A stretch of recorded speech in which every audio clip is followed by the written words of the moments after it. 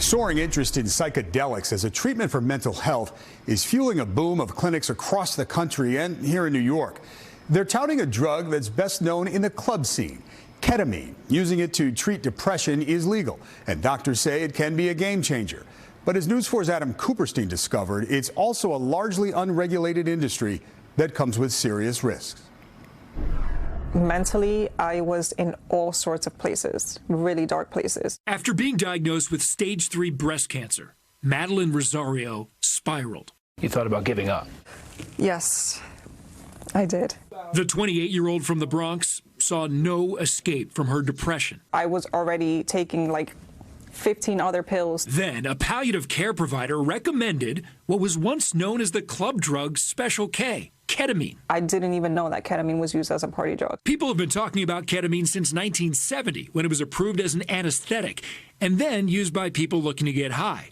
Doctors are allowed to prescribe it for psychiatric conditions, even though it's not approved for that use. Dr. Dan Yosifescu, a professor of psychiatry at NYU's Grossman School of Medicine, is among the believers. Individuals with very severe, hard-to-treat depression would potentially get much better in the span of 24 hours after a single treatment. That first journey was mind-blowing for me. Madeline says she felt a calmness that she hadn't felt since before the breast cancer diagnosis. It was sort of like me looking down on me, but I was so far up that my body just looked like a tiny speck. Madeline underwent the low-dose IV treatment at a Spalike clinic in Manhattan called Nushama. It's part of a wave of clinics now offering ketamine-assisted therapy with medical supervision. With little regulatory oversight, clinics are relying on guidance from doctors like Yosifescu, who co-authored a paper of treatment guidelines. There are, unfortunately, clinics that I've referred patients to that have either not followed these monitoring protocols, which to me puts patients at some level of risk. I remember thinking in my head, if only I knew Morse code, I could tap out, SOS. Stephen Petros says he had a bad experience at a ketamine clinic in North Carolina. He thinks the dose he got was too high. My lips were completely numb, and then I felt that I didn't have lips, and I remember kind of going like this a lot. And then I didn't have a throat, and I didn't have a mouth. Ketamine is a strange drug.